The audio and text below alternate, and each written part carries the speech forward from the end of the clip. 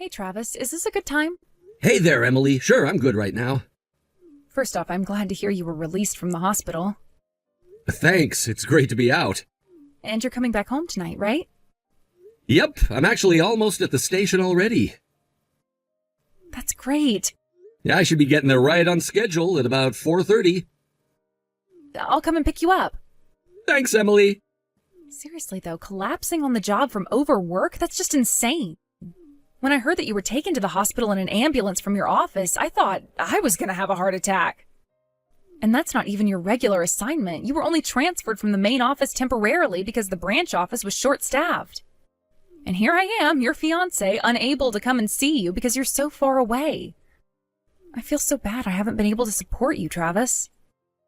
You don't need to feel bad about anything, Emily. I'm sorry I made you so worried about me, but I'm fine now. I'll be going back to my regular duties at the main office next week, so I'll be able to relax and get back into the swing of things at my own pace. Plus, I think this experience has given me some great insights that the company can use going forward, related to creating a positive working environment. So when I think about it, there are actually plenty of silver linings to me being in the hospital. Oh, Travis, you're such an optimist. Oh, and by the way, there was something my dad wanted to ask you about. Yeah, what is it? He wants to know if you have some free time tomorrow? Yeah, I don't go back to work until next week, so tomorrow should be fine. Apparently there's something he wants to ask you to do before you go back to your regular job at the main office. Really? Any idea what it is? He said he'll give you all the details when he sees you tomorrow. He was planning on meeting up with you for lunch if that worked for you. Sure, that'll be fine. When should I head over there? Around 11:30 or so? Yeah, that sounds good. I'll let my dad know you're coming. Excuse me, I'm looking for Travis. Is this the correct number? Yep, that's me. I presume this is Ms. Butler, right? I'm actually on my lunch break right now, but is there something I can help you with? My understanding is that this is your very first day working at the main office after being assigned to a branch office, right? And you collapsed from overwork while there? Yes, that's right. Although to be more precise, it was only a temporary assignment at that branch office. Temporary? Yes, I was originally stationed at the main office. For a number of reasons, I was temporarily stationed at the branch office in Fieldsburg for a few months, but boy, I had no idea how heavy the workload was going to be. Right before I was scheduled to end my assignment in Fieldsburg and come back to the main office, well, I kinda just collapsed all of a sudden and was in the hospital for 3 weeks. I see. However, I don't understand how you could have had that hard of a workload. Honestly, it was a big surprise to me, too. If I had to venture a guess, the only reason you were sent to that pathetic little branch in the middle of nowhere was because you were nothing but dead weight at the main office in the first place. That's the only reasonable explanation. Only an incompetent slacker would be overworked in such an unimportant position. Of course, I suppose there's always the possibility that you simply faked your health scare in order to avoid having to do your job. No, I wasn't faking it. I was actually pretty sick. They wouldn't have kept me there for 3 weeks before releasing me if that weren't the case. In any case, it seems as though you managed to spend your entire morning simply going around and talking with the heads of each department. Do you really think someone in your low position has any need or reason to do that? I expect you to be doing your actual job in the afternoon. Hey, Travis. Well, it's been a few days. How's it going back at the main office? Are you getting along all right? Well, let's just say I had a less than pleasant encounter with a colleague.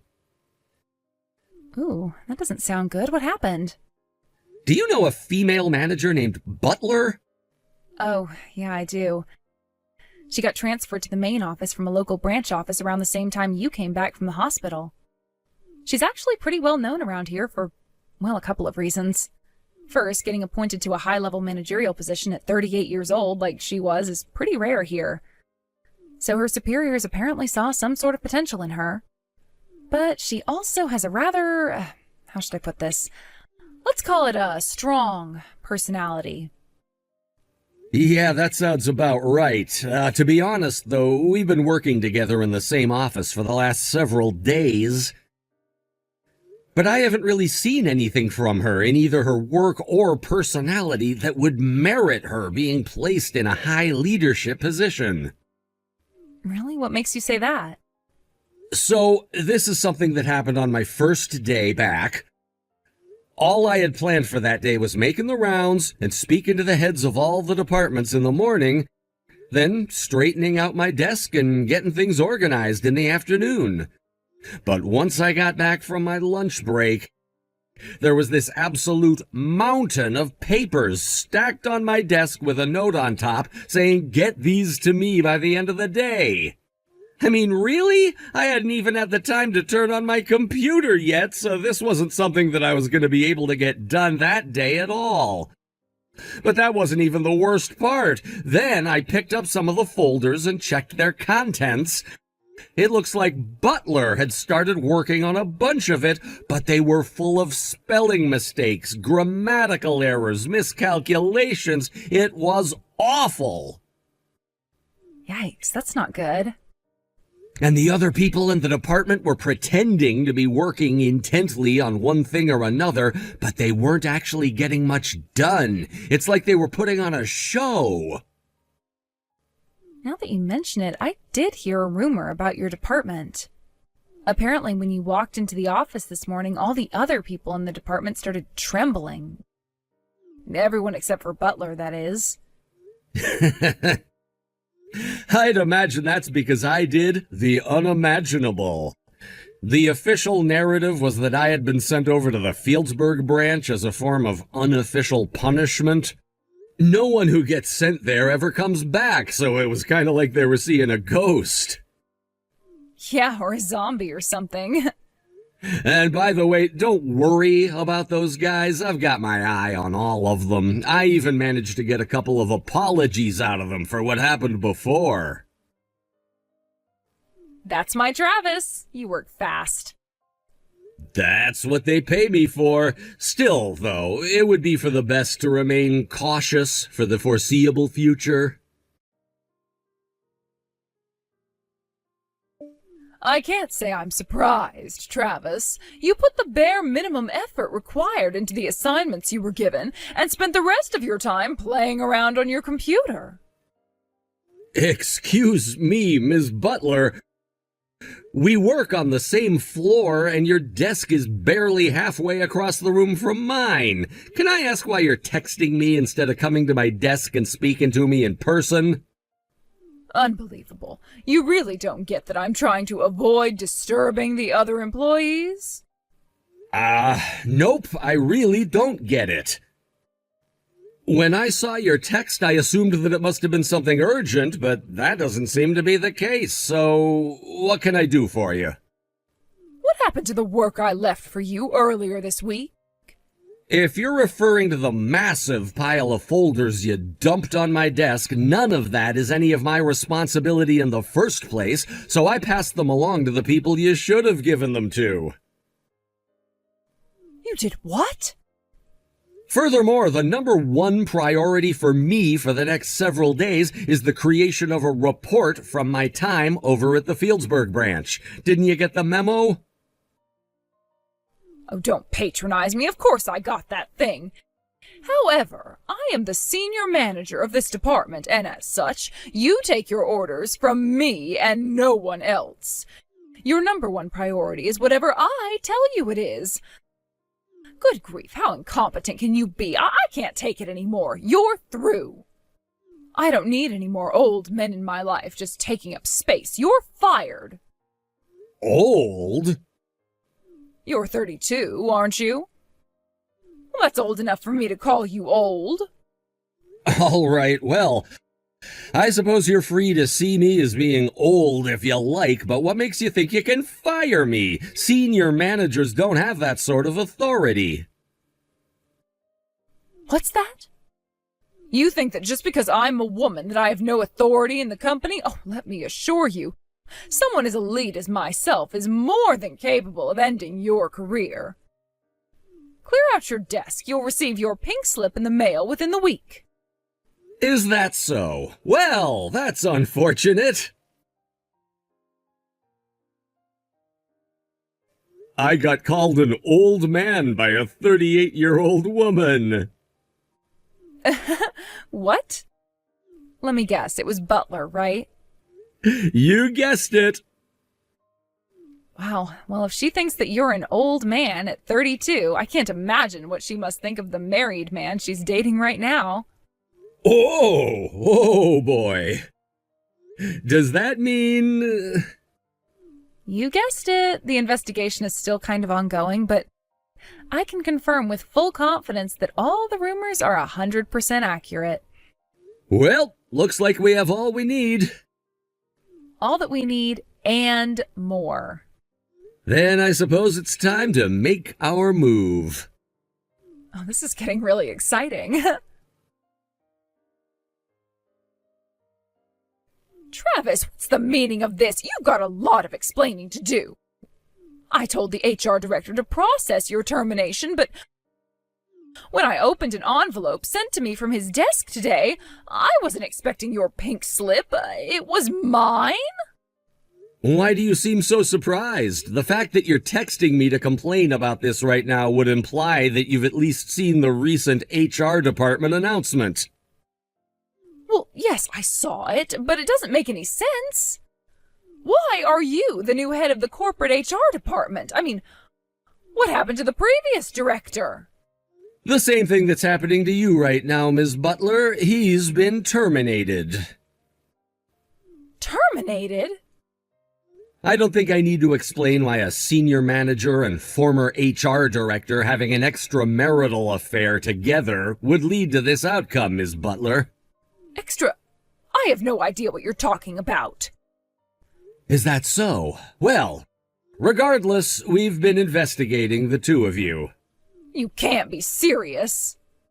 It's bad enough that you personally sought out an affair with a married man. But to make matters far worse, the former HR director then used his position within the company to give professional favors to you, his mistress. I knew that's what this was all about. You think that a woman could never make it in the business world without sleeping with her boss. Ms. Butler, I've worked with, under, and above many talented women in my career, and after working with you for all this time, I can say with confidence that you are not one of them. You wouldn't know talent if it came up and slapped you in the face. You think I was promoted illicitly? Well, what about yourself? How did a low-level employee like yourself all of a sudden get promoted to HR director? Which one of your bosses are you sleeping with, I was an assistant director before, so I was already just one promotion away from the position. You were the assistant HR director at your age? I skipped college and started working right after high school, so I have a substantial leg up on people in my age group in years of experience. It also probably has something to do with the fact that I've been with this company since it was founded. You joined this company straight out of high school? Yep. My family's circumstances made it difficult for me to go to college, so I'd already planned on not going. With a bit of luck, I managed to earn the respect of the current company president, so he brought me into the company, and, well, the rest is history. Hold on just 1 minute. If you were really such a promising employee, then why on earth were you shipped off to the Fieldsburg branch? Everyone knows that's where the company sends all the people who they can't fire to keep the damage they cause to a minimum. Think about it, everyone calls it the graveyard branch. Once you go there, you never come back. They just wait for you to retire or quit, whichever comes first. Yes, that's exactly what sort of place it is. Which is why all the other main office employees who were bitter that despite my age and lack of a college education, I was on a first-name basis with the president, were so happy when I was transferred there. For them, this was a sign that their constant hazing, bullying, and harassment had finally paid off. I can imagine their shock when I became the first employee in the company's history to return to the main office from the graveyard branch. How? What sort of trick did you pull to make that happen? It's true that the Fieldsburg branch has been treated as the end of the line for tenured employees that the company doesn't know what to do with, and that reputation is precisely why I was sent over there. The board of directors has been working on a plan to turn the Fieldsburg branch from a liability to an asset for years, and they came up with the idea to send me over there to work on ongoing employee training and working environment improvement. It took a lot of time and effort, but after a few months I managed to finally make some tangible, positive changes there. And when I say a lot of effort, I mean a lot of effort. So much so that by the end of my time there, I was so exhausted that I ended up having a health episode that took me 3 whole weeks to recover from.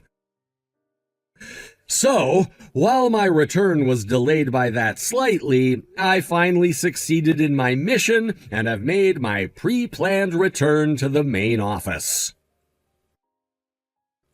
But I didn't hear anything about that initiative. Oh, and by the way, when I came back to work, the company president made a special request of me. From the president himself? First, it was to find out whether the rumors of you having an affair with the former HR director were true, and once that was confirmed, to investigate whether your mysteriously rapid rise through the ranks to senior manager was a result of that affair. And now that my investigation on both points has been completed and my report submitted, the 2 of you have each received your well-earned punishments. Oh, this can't be happening. Are you saying that you've been watching me ever since you came back to the main office? That's precisely what I'm saying, yes. I had no idea. And with that, I've said all I had to say, and since you seem to have finally come to understand the situation, I'll go ahead and take my leave here. Enjoy the rest of your day, Ms. Butler. Wait. But, this means that it's now public knowledge that I was cheating on my husband. Oh, no. Oh, this is bad. Oh, very bad. What am I going to do if my husband finds out? Oh, you're not going to tell him, are you? Travis? Travis? Ms. Butler's behavior was utterly shocking for a married woman. Naturally, both Ms. Butler and the former HR director were divorced by their respective spouses, and they broke off their relationship as well. Also, since they had kept their illicit affair going for around 5 years, their spouses were awarded tremendous damages during the divorce proceedings. Furthermore, since the 2 of them were fired for cause, they both lost their pensions. Combined with the child support payments they now had to pay to their spouses as a result of losing custody of their children, they both had to take on a tremendous amount of debt. Word of their actions spread through the region, making it impossible for either of them to find a new job at the same pay grade they were at before. They had no choice but to take hourly wage positions at local businesses. This was the event that sparked the great spring cleaning of the company by the father of my fiancée, the company's president. What's more, he's been telling me lately that he wants to pass the reins of the company on to me after he retires. It really is an honor to have him think so highly of me. I had nothing when he brought me into the company, and now I have a home, a family, and a future secured, all thanks to him. I intend to work as hard as I can to live up to his high expectations.